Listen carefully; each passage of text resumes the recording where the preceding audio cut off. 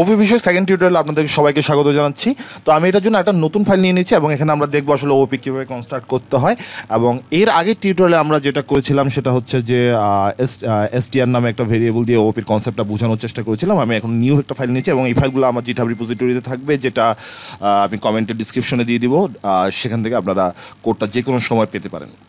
তো আমরা শুরু করে যে ওপি, আমরা এর আগে যেটা বলেছিলাম যে সব কিছু হচ্ছে একটা ক্লাসে, যেটা ওপি 1-এর মধ্যে আমরা দেখেছিলাম সব কিছু একটা ক্লাসের অন্তর্ভুক্ত।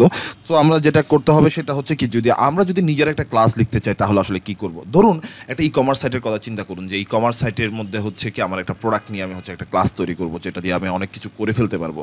তো এই ধরনের একটা ক্লাস লেখার জন্য আমাকে প্রথমে যে কাজটা করতে হবে সেটা হচ্ছে একটা শব্দ লিখতে হবে, সেটা হচ্ছে ক্লাস। এটা হচ্ছে পাইথনের কিওয়ার্ড ক্লাস, এবং ক্লাস দেওয়ার পরে এরপর হচ্ছে আমরা ক্লাসের নামটা লিখতে হবে। তো আমি ক্লাসের নামটা লিখতেছি প্রোডাক্ট,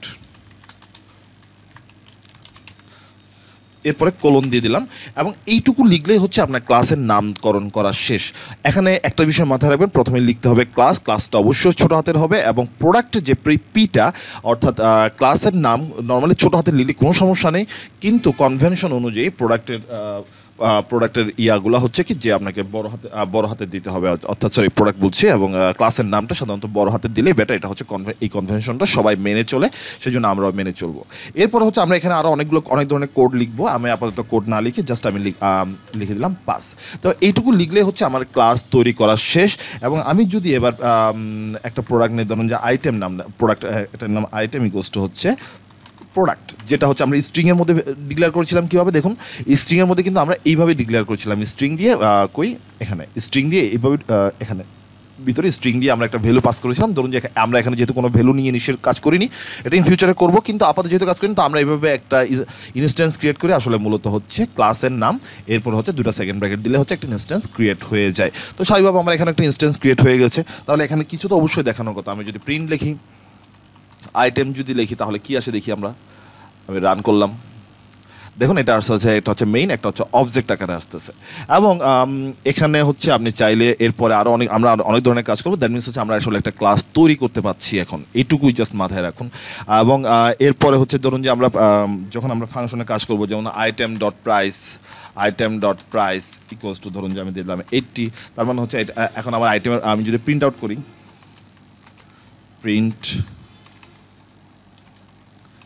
আইটেম ডট প্রাইস, তাহলে দেখুন 80 চলে আসার কথা, 80 চলে আসছে। এবং আমি যদি এটাকে টাইপ প্রিন্ট করতে চাই, প্রিন্ট টাইপ, এরপর হচ্ছে আইটেম, যদি এটা দেই তাহলে কি আসে দেখুন, এটা হচ্ছে ক্লাস, এবং কোন ক্লাসের অংশ, এটা হচ্ছে প্রোডাক্ট ক্লাসের অংশ, যেটা হচ্ছে আমরা স্ট্রিংয়ের মধ্যে দেখেছিলাম। স্ট্রিংয়ের মধ্যে আমরা যখন আমি এটাকে আরেকবার রান করি, তাহলে আমরা যেমন দেখেছিলাম ক্লাস স্ট্রিং, এখন একইভাবে আমরা এটা রান করলেও কিন্তু একই জিনিসই দেখতে পাচ্ছি, যে ক্লাস আমার যে ক্লাসের নামটা দিয়েছিলাম সেটাই কিন্তু চলে আসছে। দ্যাট মিনস হচ্ছে আমরা ক্লাস তৈরি করা শিখে গেছি। তো আমি আরেকবার রিভিউ করি, সেটা হচ্ছে ক্লাস লেখার জন্য আপনাকে প্রথমে লিখতে হবে ক্লাস ভেরিয়েবলটা, ক্লাস কিওয়ার্ডটা, এরপর আপনাকে লিখতে হবে প্রোডাক্ট, অর্থাৎ ক্লাস একটা নাম দিতে হবে, এরপর একটা কোলন দিতে হবে সেকেন্ড লাইনে, এরপর থেকে আপনি যা ইচ্ছা কাজ করতে পারেন। কিন্তু এই মুহূর্তে আমরা আপাতত শুধুমাত্র ডিক্লারেশনটা শিখলাম, কীভাবে ক্লাস এবং প্রোডাক্ট লিখতে হয়। এবং এরপরে হচ্ছে কি আপনি ইনস্ট্যান্স তৈরি করার জন্য হচ্ছে কি প্রোডাক্টের পরে আপনার ক্লাসের নামের পরে একটা সেকেন্ড ব্র্যাকেট দিয়ে দিলে ইনস্ট্যান্স হয়ে যাবে। এর মাঝখান দিয়ে ভ্যালু পাস হতেও পারে, যদি ভ্যালু থাকে পাস হতে পারে, যদি না থাকে পাস না হতে পারে। এটা পুরোপুরি হচ্ছে আপনার উপরে ক্লাসটা কীভাবে কনস্ট্রাকশন করতেছেন বা কীভাবে তৈরি করতেছেন সেটার উপর ডিপেন্ড করেই হচ্ছে নিচের ইয়াগুলো তৈরি হয়। তো আশা করছি এইটুকুর মধ্যে আপনাদের কোনো প্রকার সমস্যা থাকবে না। তারপর যদি কোনো প্রকার সমস্যা থাকে তাহলে কমেন্টে জানাতে পারেন। ধন্যবাদ সবাইকে।